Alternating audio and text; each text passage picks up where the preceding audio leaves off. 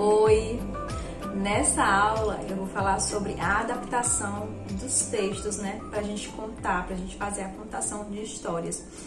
Primeiro eu quero falar que quando a gente fala de histórias de autor, já falei sobre elas, né? Que são aquelas histórias que a gente conhece o autor, conhece a pessoa que escreveu essa história.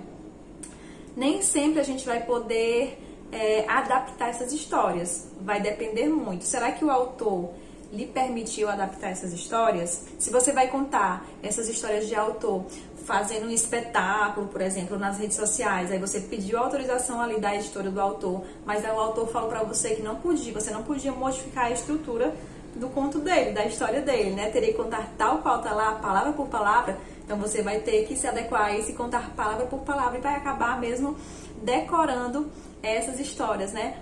E não somente decorando, tá bom, gente? É aprendendo realmente, né? Conhecendo bem a história pra você fazer aí o seu espetáculo.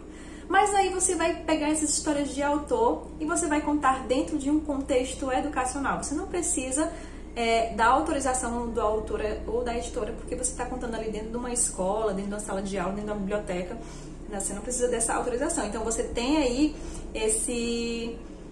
essa liberdade de fazer essa adaptação dessa história.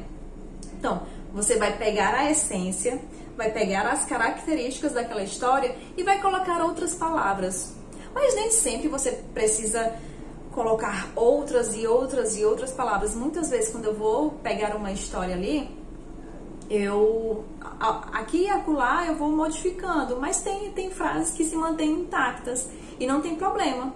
Tá? Até porque tem histórias que tem frases que são tão bacanas de se deixar que não tem por que você tirar aquela frase. Por exemplo, tem uma história que se chama A Princesa que Tudo Sabia Menos Uma Coisa. Essa história foi escrita pela Rosane Pamplona e, se eu não me engano, a história é a Brink Book.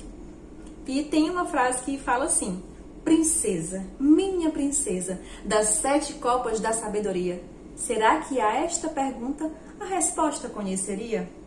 Não tem necessidade de eu modificar essa frase, porque ela é uma frase que está bonita, ela está bem estruturada. Para que eu iria modificar essa frase? Eu acho que me daria mais trabalho, né, de encontrar uma coisa tão bonita quanto essa. E também tem uma frase de um outro livro chamado Ilha das Lágrimas, do Rodrigo Romão Xavier, que ela fala assim: olá, desculpe incomodar, mas estou perdido nesta ilha que muito me intriga. Por que você chora? Gente, essa frase é perfeita, sabe? Então não teria motivo de eu adaptar essa frase.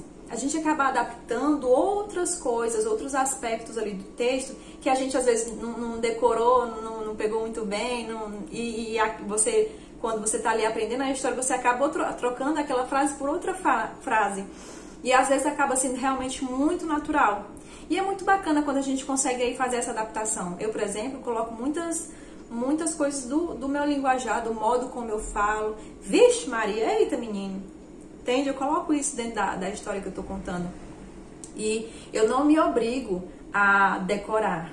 Eu me obrigo a aprender, a me apropriar e a partir dali ir criando ali uma versão minha da história. Sem, claro, esquecer da essência. Eu não posso quebrar a essência daquela história. Eu não posso desestruturar, não posso quebrar o esqueleto daquela história.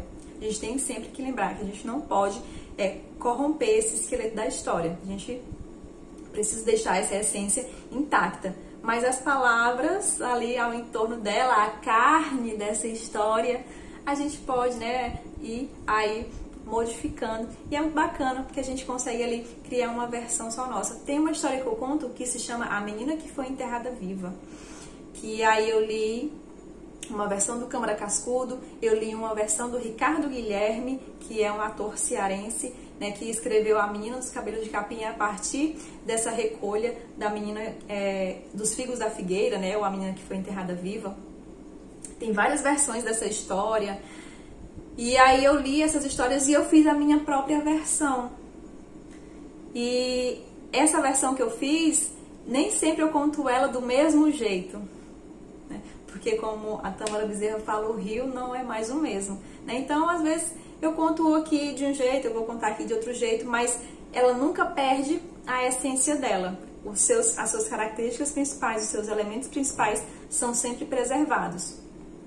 Essas modificações que eu faço são modificações que não vão acabar com a estrutura da história, tá bom? Então, faça aí essas adaptações, principalmente, gente, dos contos da tradição oral, que a gente faz mesmo essas adaptações, a gente lê e a gente vai aí adaptando mesmo essas histórias, porque isso faz com que a gente não tenha essa obrigação de decorar a história, sabe? E a gente consegue também levar, às vezes, de um jeito muito mais natural. E não é tão difícil fazer essa adaptação. Você pode escrever, ou então você pode, né, nesse momento que você está contando a história para você mesmo, a partir daí, essa adaptação ela já vai acontecendo, tá bom? Então não se obrigue a ter que decorar a história daquele jeito.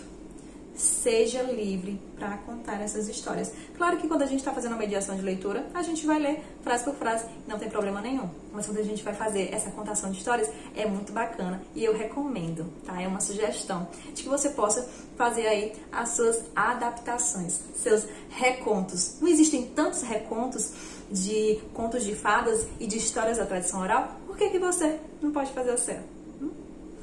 É uma sugestão, tá bom? Beijo pra você.